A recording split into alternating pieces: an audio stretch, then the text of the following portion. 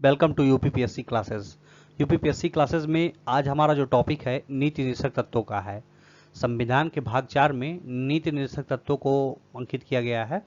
तो चलिए डिस्कस कर लेते हैं नीति निर्देशक तत्वों के बारे में और जानेंगे कैसे इंपॉर्टेंट प्रश्न नीति निर्देशक तत्वों के सिद्धांतों से पीसीएस में पूछे गए, आरओ में पूछे गए हैं तथा और विभिन्न परीक्षाओं में पूछे गए हैं।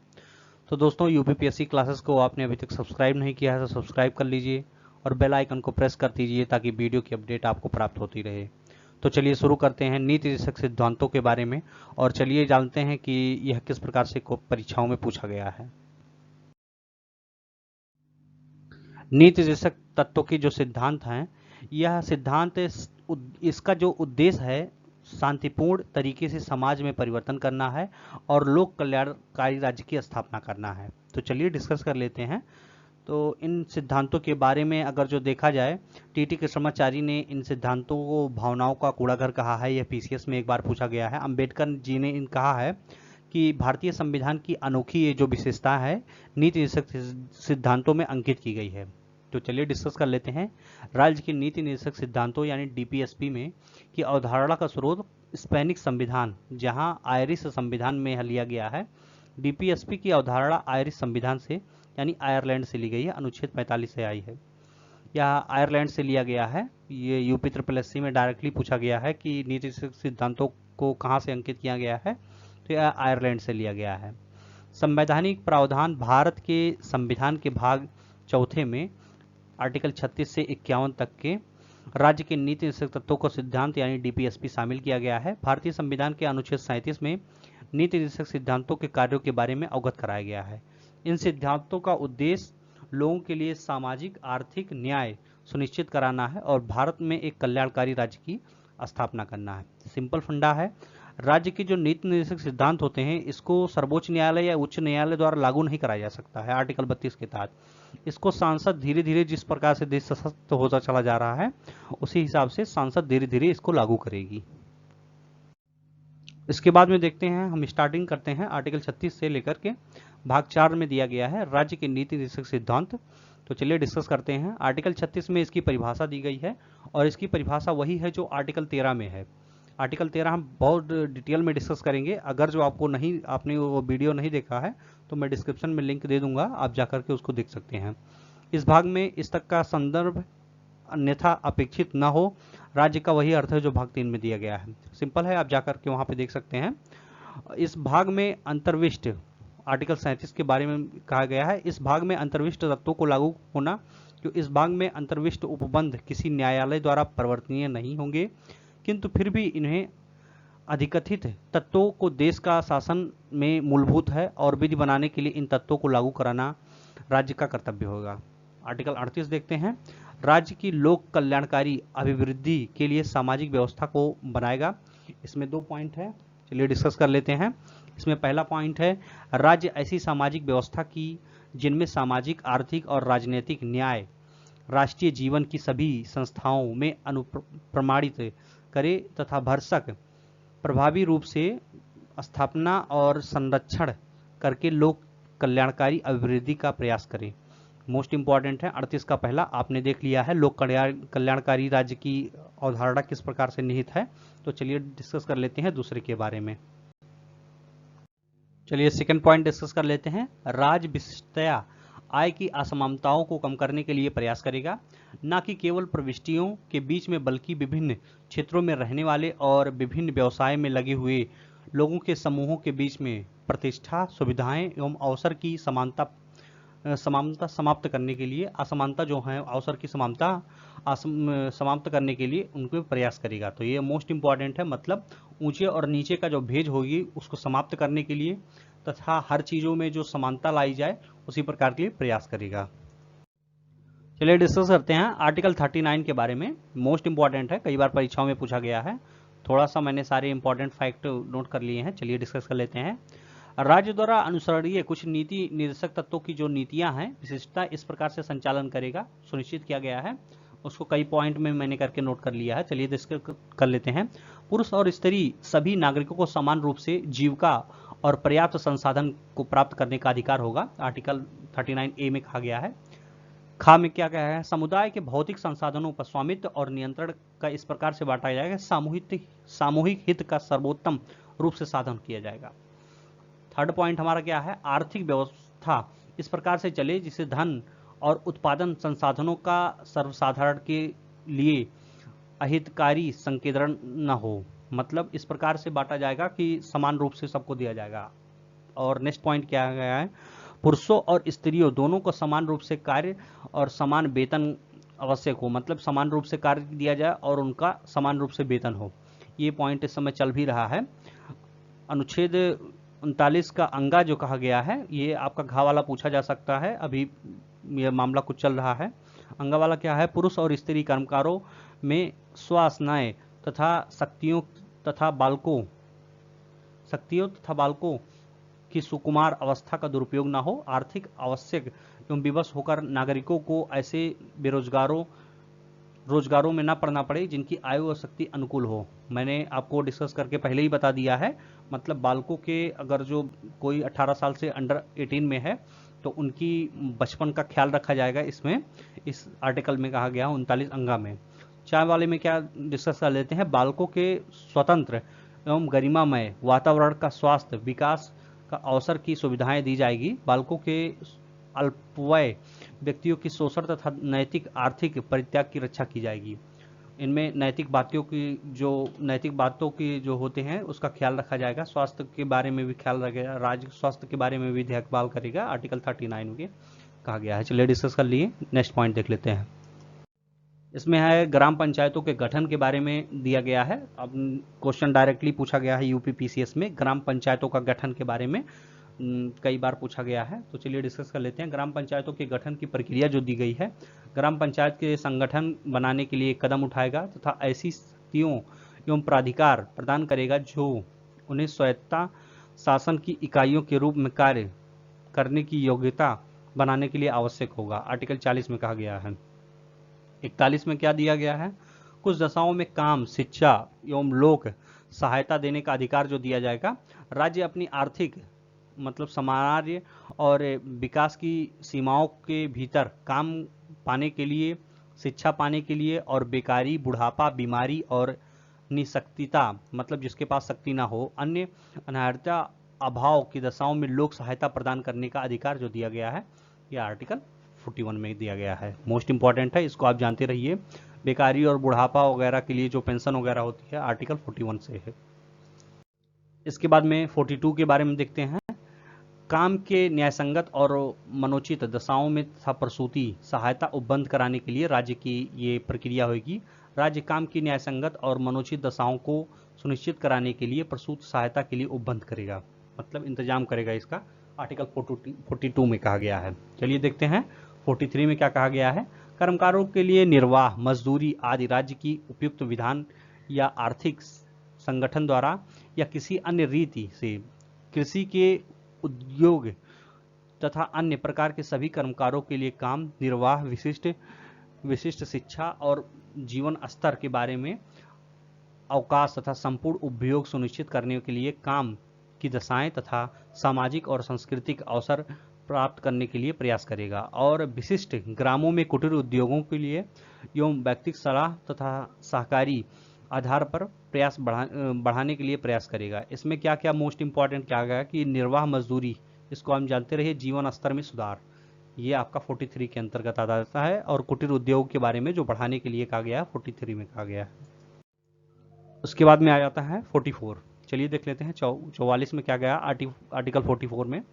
ये सब नीति निर्देशक सिद्धांतों के अंतर्गत आते हैं, मोस्ट इंपॉर्टेंट पॉइंट है। नीति निर्देशक सिद्धांतों में नागरिकों के लिए एक समान सिविल संहिता राज्य भारत के समस्त राज्य क्षेत्र में नागरिकों के लिए समान सिविल संहिता प्राप्त करने का प्रयास करेगा, आर्टिकल 44 में कहा गया है।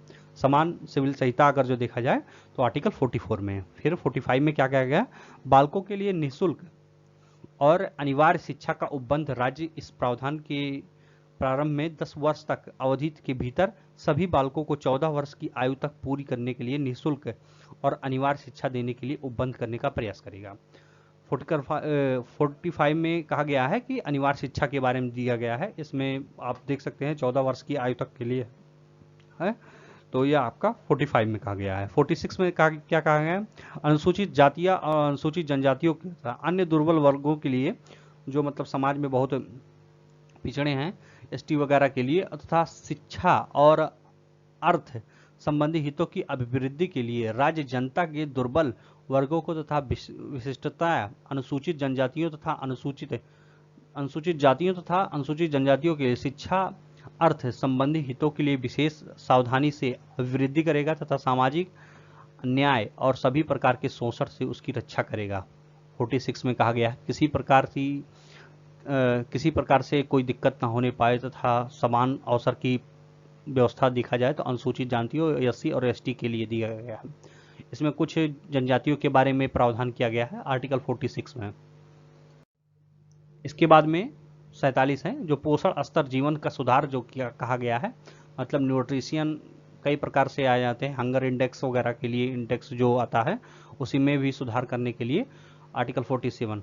पोषण स्तर का जीवन स्तर में ऊंचा करने के लिए तथा लोक स्वास्थ्य को सुधार करने के लिए राज्य का कर्तव्य यही होगा कि राज्य अपने लोगों को पोषाहार स्तर, जीवन स्तर को ऊंचा करने के लिए लोक स्वास्थ्य के सुधार में अपनी प्राथमिक कर्तव्यों को मानेगा तथा राज्य विशिष्टतया मादक पेय पदार्थ एवं स्वास्थ्य के लिए हानिकारक औषधियों को औषधीय प्रयोजन के लिए भिन्न भिन्न उपयोगों तथा प्रतिषेध करने का प्रयास करेगा।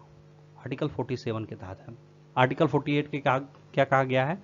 कृषि और पशुपालन के संगठन राज्य कृषि और पशुपालन को आधुनिक और वैज्ञानिक प्रणाली से संगठित करने का प्रयास करेगा और विशेषतया गाय और बछड़ों तथा अन्य दुधारू एवं वाहक पशुओं के नस्लों में परिरक्षण और सुधार के लिए तथा उनके वध का प्रतिषेध करने के लिए मतलब कदम उठाएगा। किस प्रकार से? अभी इस प्रकार से इस पे कदम उठाया गया है आर्टिकल 48 में कहा गया है, ये आप जानते रहिए। उसके बाद में आर्टिकल 48 में क्या गया है? पर्यावरण संरक्षण के बारे में जागरूकता दी गई है। तो चलिए डिस्कस करते हैं पर्यावरण संरक्षण के बारे में। पर्यावरण संरक्षण तथा संवर्धन तथा वन्य जीवों की रक्षा करने के लिए राज्य देश के पर्यावरण और संरक्षण तथा संवर्धन के लिए वन्य जीवों की रक्षा करने का प्रयास करेगा। अन्य प्रकार से किसी प्रकार से कि वन्य जीवों के क्षेत्रों में कमी ना आने पाए तथा वन्य जीवों का किस प्रकार से क्रिटिकल इंजर्ड हैं उन लोगों को देखने का प्रयास करें। आर्टिकल 49 के अंदर क्या क्या है? राष्ट्रीय महत्व और स्मारकों के बारे में बात बताया गया है। स्थानों तथा वस्तुओं के संरक्षण संसद द्वारा बनाई गई विधियां के द्वारा उसके अधीन राष्ट्रीय महत्व वाले घोषित किए जाएंगे, जो कलात्मक या ऐतिहासिक अभिरुचि वाले प्रत्येक स्मरण या स्थान वस्तु के यथास्थिति, विरूपण, विनाश, अपसरण तथा व्ययन से निर्धारित संरक्षण करेगा तथा राज्य की बाध्यता होगी। इसमें क्या है? राष्ट्रीय महत्व के जो जितने भी चीजें हैं वो 49 के अंतर्गत हैं, उसको संभाल के रखने तथा उसके संरक्षण करने का अधिकार जो दिया गया है आर्टिकल 49 में दिया गया है। इसके बाद में आर्टिकल 50 आ जाता है। 50 में क्या कहा गया है कि कार्यपालिका से न्यायपालिका को पृथककरण, राज्य की लोक सेवाओं में न्यायपालिका को कार्यपालिका से पृथक करने के लिए राज्य कदम उठाएगा। उसके बाद में आर्टिकल 51 51 में क्या कहा गया है? 51 में क्या कहा गया है? अंतर्राष्ट्रीय शांति एवं सुरक्षा के बारे में राज्य क्या सोचेगा तथा राज्य अंतर्राष्ट्रीय शांति और सुरक्षा की अभिवृद्धि का करेगा। आर्टिकल 51A में कहा गया है। बी में क्या है? राष्ट्रों के बीच में न्याय संगत और सम्मानपूर्ण संबंधों को बनाए रखने का अधिकार होगा। सी में क्या कहा है? संगठनों लोगों के लिए दूसरों से व्यवहार में तथा अंतर्राष्ट्रीय विधियों तथा संधि बाध्यताओं के प्रति आदर करने का जो प्रयास करेगा। फिर डी में है अंतर्राष्ट्रीय विवादों के मध्य प्रथम मध्यस्थता को निपटारा करने के लिए प्रोत्साहन देगा तथा इसके लिए भी प्रयास करेगा। आर्टिकल 51 में कहा गया है। ये मोस्ट इंपॉर्टेंट है। चलिए डिस्कस कर लेते हैं नेक्स्ट पॉइंट। इसके बाद में आ जाता है हमारा मौलिक कर्तव्य। इसको आप जानते रहिए, 42वां संविधान संशोधन जो किया गया था 42वां संविधान 1976 के द्वारा इसको जोड़ा गया है मौलिक कर्तव्यों को। तो चलिए डिस्कस कर लेते हैं। इसके अंतर्गत 11 मौलिक कर्तव्य हैं जो प्राय एग्जाम में पूछ ही लिए जाते हैं। तो ये आप संविधान संशोधन जानते रहिए कि जो मोस्ट इंपॉर्टेंट है। चलिए डिस्कस कर लेते हैं। 51 के का के अनुसार भारत के प्रत्येक नागरिकों को मौलिक कर्तव्यों के बारे में ये जानकारी होनी चाहिए कि क्या क्या उसके कर्तव्य हैं। जैसे मूल अधिकार भी हैं तो उसी के साथ साथ अगर जो आप हैं कर्तव्यों को भी जानते रहिए।